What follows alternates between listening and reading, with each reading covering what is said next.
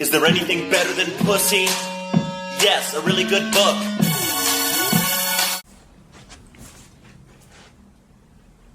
Hello my lovely friends and welcome back to my YouTube channel. My name is Joanna, but you can call me Jo. Today we are essentially going to go through all the books I've read so far in 2023 and I'm going to explain my opinions, my ratings and whether I recommend them or not. I have managed to read 22 books. I've definitely slowed down a little bit in the month of March considering in January and in February I averaged about 10 books and this month I've only read 2. So pathetic. But we're gonna try and get back on track. So without further ado, let's have a look at all the books I've read so far and I will ramble at you as to if I enjoyed them or not. I hope you enjoy. Let's go! I've decided to start with the book I've literally finished this morning, which is Hamnet. It's my second book of March. I loved it. I gave this 4 stars. Shakespeare is basically the forbidden word in this book. I think it only comes up once, but you understand from the fact that they live in Stratford and the fact that there's descriptions of the Globe Theatre. This book is about Shakespeare's son, Hamnet, which then becomes one of Shakespeare's most well-known plays, Hamlet. And just like any other Shakespeare tragedy, it's titled after the name of the character we follow. Despite the fact that it is a tragedy, there's a real heart to the story, and the most impressive thing, in my opinion, is that I read this whilst in a reading slump. And it wasn't this book's fault, it was the book I read previously. But the fact that I very slowly made my way through this and still enjoyed myself, that to me says everything you need to know.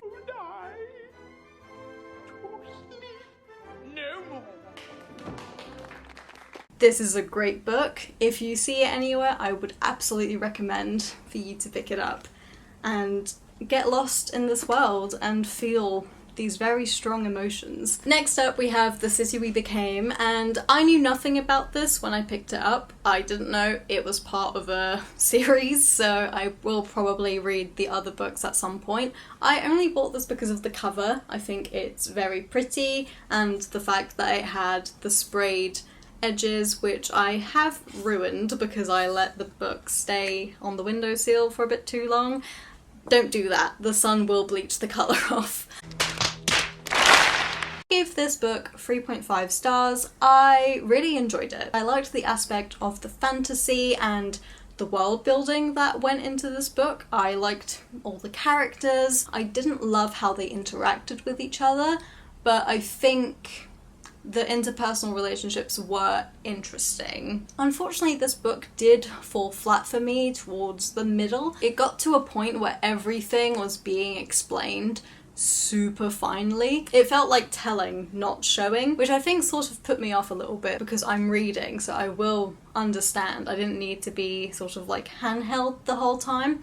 But then I also think that might be an issue with the premise potentially. Maybe the author realised that it was a bit too convoluted and that people had to be handheld in order to get what was happening. It had some very strong moments, but I do think a lot of them did pale in comparison to the worst parts of this book. However, I do think it's a fine read if you enjoy fantasy, and even if you don't enjoy fantasy, I think it's a good book to get you back into fantasy potentially. Next up, we have We Were Liars. I must be a fucking idiot because I did not see the plot twist coming. I was like, when I read it. A lot of the reviews, people kind of understood what was happening, so I was like, wow, I'm a dumbass. But hey, we all knew that already, it's fine. What are you? An idiot sandwich. I gave this book 4 stars. A lot of references to fairy tales sprinkled in throughout this book, which I really enjoyed. And it felt whimsical despite the fact that it's quite a basic and grounded plot. So I like that E.Lockhart managed to kind of combine both of those worlds. Despite the fact that it is quite bare bones, I enjoyed the stylistic choices and the writing. It's exactly what I was needing to read at the time I read it. I would recommend this. It's a nice short book, the chapters are nice and snappy, and the story is easy to follow. Next up we have The Keeper of Lost Things. I bought this book because of the title, which doesn't happen very often for me, but I was really intrigued by this. I think it was a very good premise that lost momentum very quickly. There was more potential to go further with it. I think it could have been a better story. I feel very harsh in saying that. None of the characters felt entirely fleshed out, which was a shame, and a lot of the relationships they had with each other, again, felt really one note, and sometimes they would do things that I personally thought, that's not how interpersonal relationships work. I gave it 3 stars because I think the premise is good. I like the overall gist of there's this man, he's an author, he finds little objects on the street that have been lost and he keeps them in his study and he creates little stories about them. But then in the book it turns out that the little stories we read weren't actually the stories he wrote. They were exactly what had happened to that person and to the object, which really confused me because I was like, okay, so why establish the fact that he was an author if he didn't write those things? I just... I probably wouldn't recommend this. Next up we have Pandora's Jar. Yep. It is jar. I was going to say box. It's jar. Pandora's Jar. I fully believed it was going to be another Greek mythology retelling.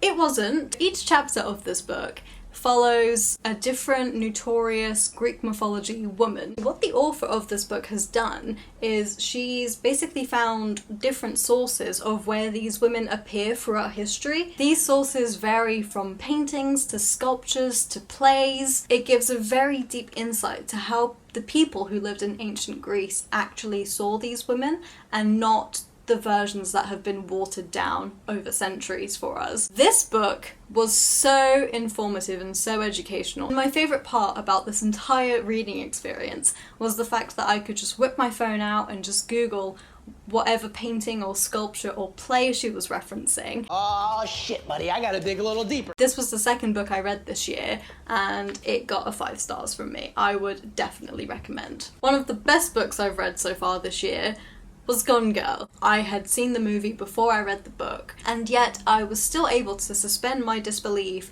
whilst reading the diary, and there were entries where I was like, has this actually happened? Or is this all made up? I genuinely couldn't tell. Despite the fact that I knew what was true, I was still having the same experiences that I reckon other people had when they read this before watching the movie. That is such an accomplishment, and this is such a good piece of modern literature. I support women's rights and women's wrongs. No, I'm kidding. Even though honestly she's the worst. She's the worst person in the world. Absolutely recommend this book. This next book was probably my most disappointing read this year, and it was Girl, Woman, Other. There is no punctuation whatsoever. I don't think it had the impact the author was hoping it would have. In my personal opinion, it made the book feel amateur. I don't think it added anything to the book. In fact, I think it subtracted something. The fact that we met 12 different women in this book and none of them felt fleshed out, it felt like the book version of Suicide Squad, where there's just too many people to focus on and not enough time. So yeah, 2 stars for this book. It really was not my cup of tea, but I can understand why some people might enjoy this book. It just wasn't for me. Next up, we have the book that I attempted to read as a 12-year-old, and it traumatized me. Girl Interrupted. I bought this book when I was incredibly young because I found the full movie on YouTube. If anything, take this as a sign to supervise your kids' internet access because I should not have been watching that movie at that age. I finally got round to reading it this year and I absolutely loved this. It provides an incredible amount of detail and insight into what it's like to be in an institution for mental health. It's really interesting to digest all of that. I gave this 4 stars. I definitely would recommend it, but I would make sure you're in an okay space to read it. Next up, we have Mother Night. This book was a trip. I loved this. I gave this book 5 stars. It's basically a comedy about the darkest subject possible, war. The point this book makes over and over again is that you are who you pretend to be, so be careful who you pretend to be. He balanced comedy of finding yourself in outrageous situations with the horrible and bleak reality of war. It's very interesting to read how someone who has done very horrible things can excuse these actions. It's incredibly compelling despite the fact that it focuses on a horrible moment in our history. Would I recommend this book? I think I would, but again, I think it really depends on the person. Next up, we have a book series that I honestly never thought I would read.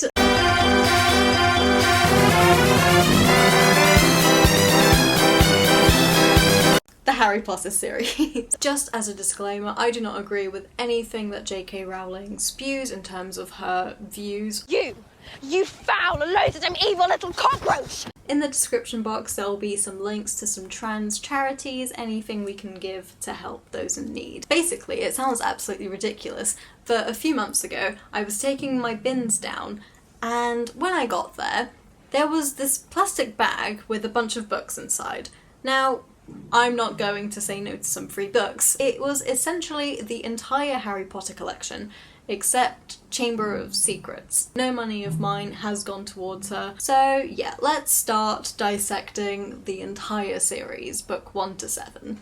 Harry Potter and the Philosopher's Stone, Sorcerer's Stone if you're nasty. I gave this book 4 stars. Things get resolved very easily in this book, almost in a Deus Ex Machina type way, which at first I did not enjoy. I was like, ugh, it's a bit annoying that things are getting fixed for them. I definitely see why it was done that way. It's a very strong start to the series because you understand that there's a threat, but the threat is revoked quite quickly, which amps up the sense of hope. Next up we have, of course, Chamber of Secrets. As you can see, it's a different edition because this was the only book that wasn't in the bin bag that I brought back up. Thankfully, my partner's parents had this in their home anyways, and they very kindly lent it to me. Chamber of Secrets got 3 stars from me. I definitely enjoyed it, like it was still a good book. My main criticism of this book at the time, things fell into place and helped Harry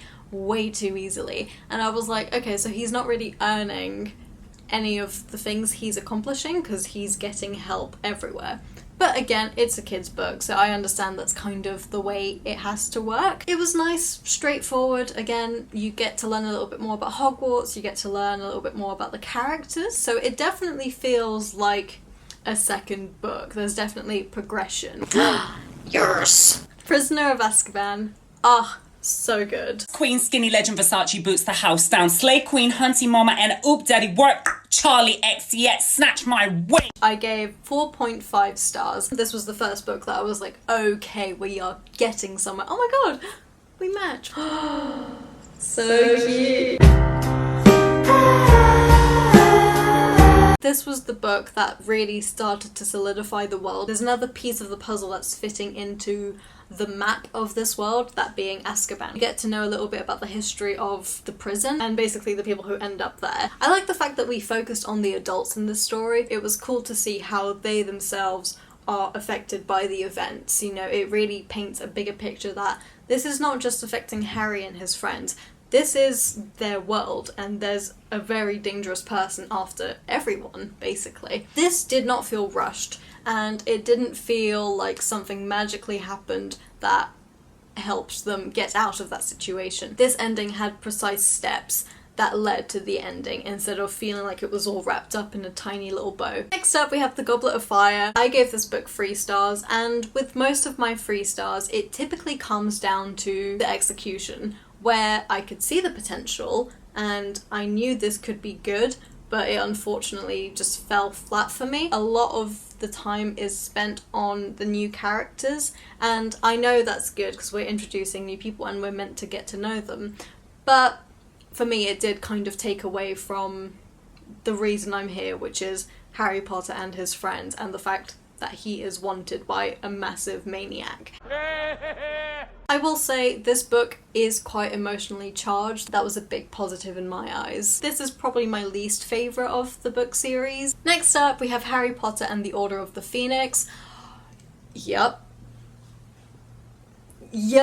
I fucking loved this book.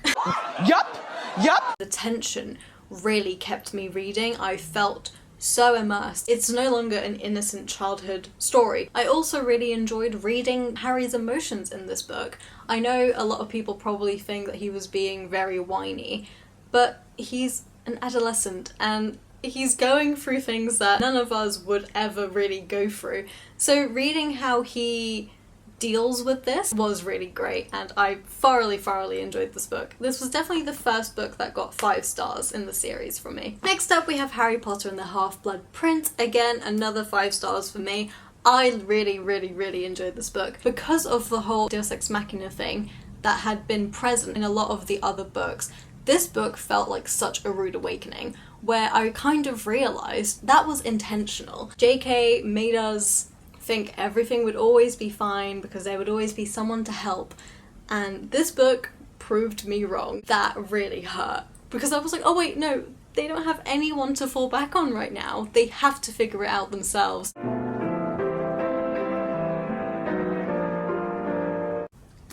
Really just fabulous. We come to the very last of the Harry Potter series. Harry Potter and the Deathly Hallows. I read this in 2 days and I gave it 5 stars.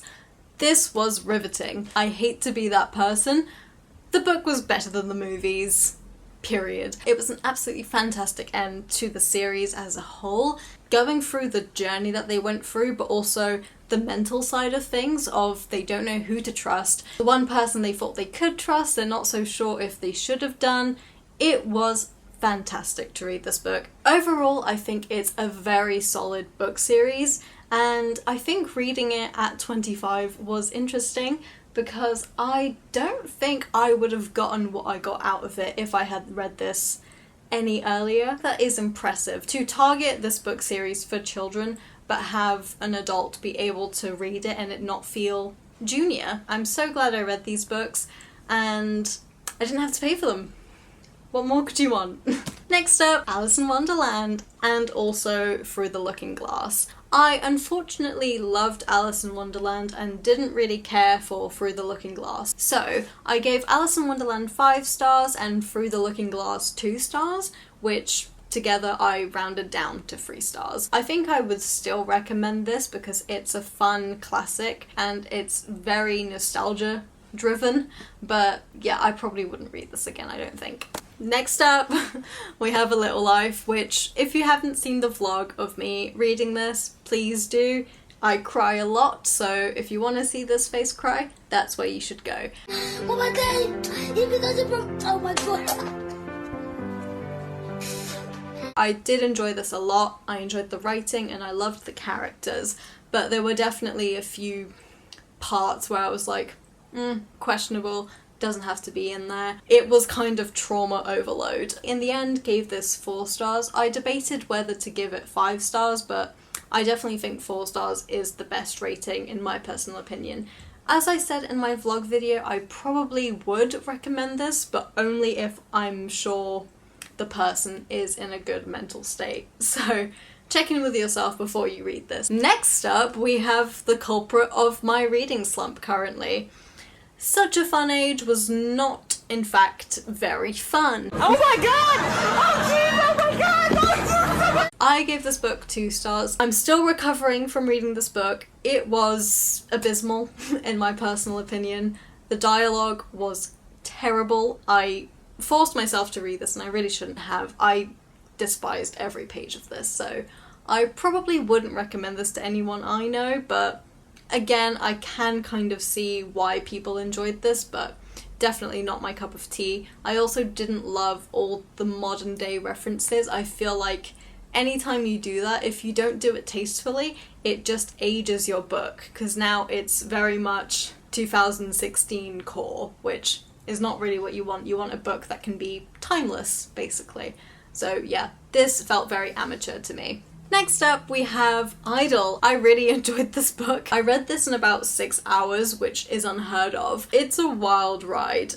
It's insane, but it was interesting to be along for it and to see the faults in this public persona and see the fact that it was fake. The only thing that is artificial or fake about me This entire book felt like a gossip session for me, so I loved that. I was riveted and I was sucked in. The character is likable. She is a bitch, but you only see that in rare moments. It does sort of focus on not everything is as it seems, don't trust everything you see on the internet. Instagram is the highlight reel.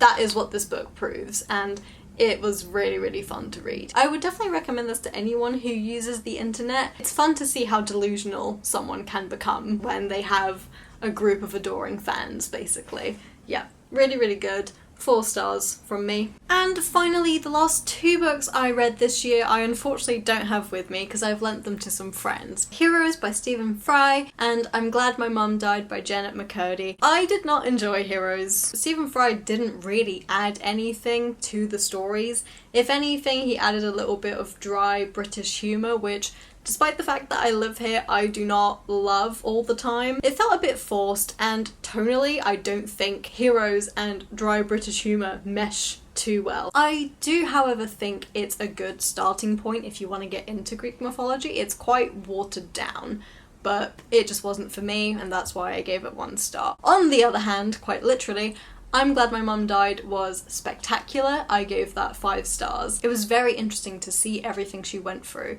and how she's dealing with the grief but also relief of her mother and abuser dying. Yeah, probably one of the best books I've read so far, and I'm not a non-fiction person. It was very touching and poignant for me. So yeah, I don't have them. I feel a bit awkward. Heroes. I'm Glad My Mum Died. Woo! We've come to the end of the video. I hope you've enjoyed seeing everything I've read so far in the first quarter of 2023. I would love to know what you've read so far this year and what you've enjoyed, / what you would tell someone to avoid. Thank you ever so much for watching. I hope you have a wonderful day. Please leave me a like if you enjoyed this video, subscribe if you want, and ring the bell for notifications of when I next post. Mwah! Bye!